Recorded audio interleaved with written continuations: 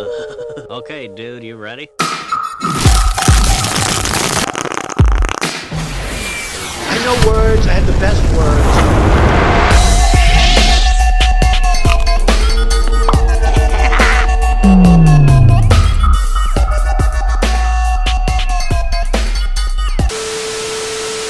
For a majority of my life, I feel like I've dealt with depression, and I never really understood why until I was able to view myself from an outside point of view. For a long time, I feel like I just had like the plague or something. I was so sad, and for no reason, you know, I couldn't find any reason. I mean, obviously there was a reason, and what I eventually came to the conclusion of is that I'm just disconnected. I have no relationship with myself. I looked all over for answers, and eventually just came to the conclusion that what I'm looking for is me, because no matter where I look, when I look out there for answers, when I look out in the world to try to find truth, I'm always left with myself. It's like, okay, well, this wasn't the answer, whatever it is, whether it be girls or anything, you know, buying things or whatever whatever it is people lose themselves in when they're, you know, just trying to search for happiness and letting their thoughts and desire take control. And so I just realized that anytime I've been there and I've been looking for the answers out there, it's just like, here I am. You know, it's just me again. It's just me, myself, and I. I'm left with just this, and I'm left pretty much back where I started from. So what am I missing? I feel like I'm missing something. And it just hit me, like, I'm looking for myself. It's been right in front of me this whole time. Not right in front of me, but it's been the thing that is searching. The thing I'm searching for is what is searching. I don't know if that makes any sense, but this was a profound realization for me when it came to aligning myself with where I want to be, and with, you know, aligning myself with a place where I'm able to cultivate my highest self and be able to tap into my potential instead of just like letting my insecurities guide the wheel. Here are a couple things that I do that really help me stay tuned into myself. One of the things that really helps me is distraction. Distract yourself. I do this through chanting. Chanting is the perfect meditation for anybody that gets just lost in their heads like I do. For me, my mantra of choice is the Hare Krishna Maha Mantra.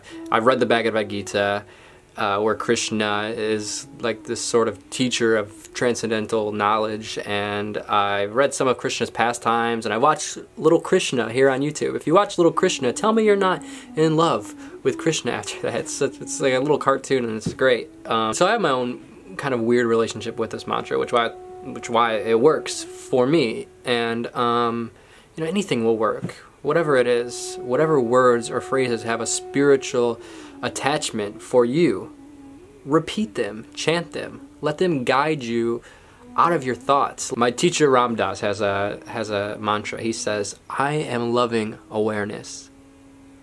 I'm loving awareness. I'm loving awareness. I am loving awareness. If you repeat this a million times with intention of being loving awareness, you will become loving awareness. It works the same way when you have a belief system that you are sad or that you're worthless or whatever it is. When you tell yourself this, it solidifies this reality that you are clinging to. But that's all just in your head, you know? Don't let sadness become your mantra. You are a being, a cosmic being, full of infinite potential and love and light, and you are here to do beautiful things, so tune into that. I think, for me, what helps me is to have a connection to something higher, whether that be God or whether that be music. It can be anything. Something that you consider timeless within yourself. This is what the mantra encompasses. So when you feel sad or anxious or a little bit out of place or happy or joyful, chant. Integrate this into your life, and it'll really help you transform yourself. It's like we have this ocean of thoughts full of insecurity and anxiety and depression and desire and everything, lust, ego. We have this whole ocean in our head, and we build up these walls to sort of push out the things we don't want to really think about or deal with. We just build up this whole dam, just keeping that bit of the ocean out. Chanting breaks the dams and allows all that ocean of insecurity to just flow out into the universe. If you see some of the runes sort of picking out in the rubble, then just bring yourself back to the mantra. Hare Krishna, Krishna Krishna, Hare Hare, Hare Ram, Ram Ram, Hare Hare, Hare Krishna, Krishna Krishna, Hare Hare. Bring yourself back to it. Tune yourself in. It's a practice. It's not easy. It's about gaining control of your thoughts. But chanting will help you keep your attention focused and pinpointed on the higher aspects of yourself. This is an ancient technique, and it's tested and tried and true. Next thing I do is probably the most ancient technique ever for ridding yourself of anxiety or depressive thoughts that you just can't seem to let go, and that it's called breathing. When I'm stressed out, I'm totally inside my head. I'm not focused on anything other than whatever it is I'm stressed out about. But if I break that cycle, because it is a cycle that we're going through, it's a part of whatever individual processing systems we've had integrated and conditioned onto us from birth, you know, however we grew up, and the way this sort of filter of reality gets processed through our conditioning. You know, the way it works is that insecurities and demons, you know, we'll call them demons, these demons manifest themselves in the form of thought. You know, how many times have you been angry or mad about something that wasn't even real? You're just down like the what if hole. Oh, what if my lover is doing this, or what if this happens? And then you just get yourself all worked up of some alternate reality inside of your head. It's not even something real, but here you are in this physical reality now being impacted by it. This is what I mean when I say demons manifest themselves in the form of thought. And usually we just push them away. Just push them away. We don't want to deal with it. This is what I mean when I say we build these dams. We just keep pushing until there's a huge wall that is just kind of keeping things in control.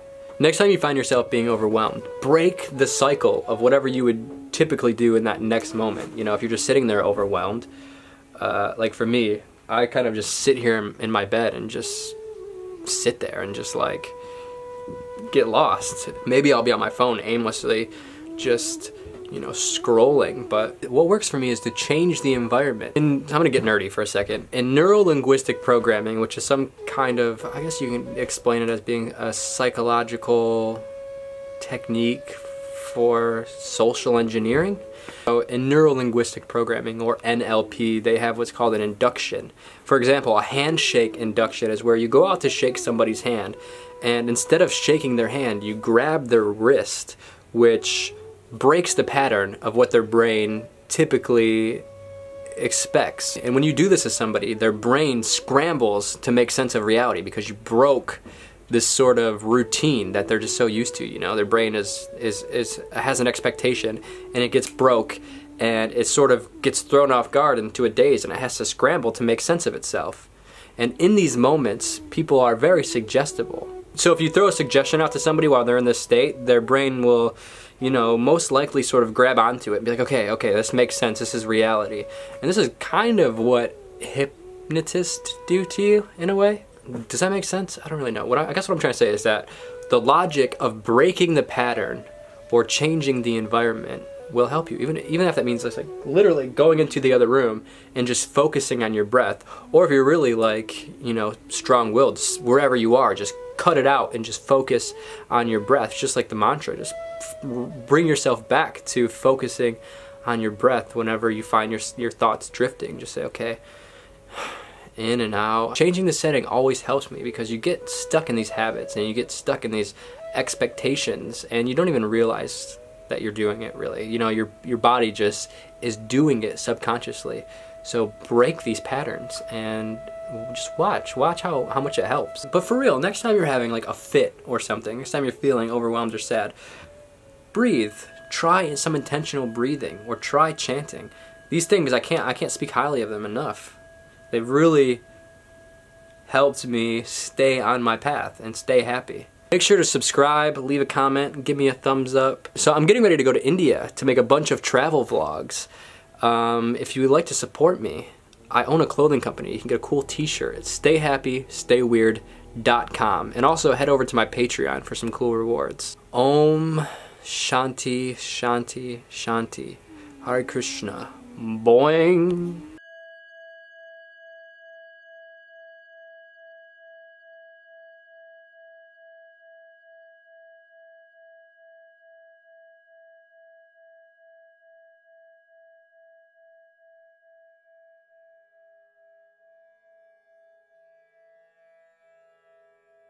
you.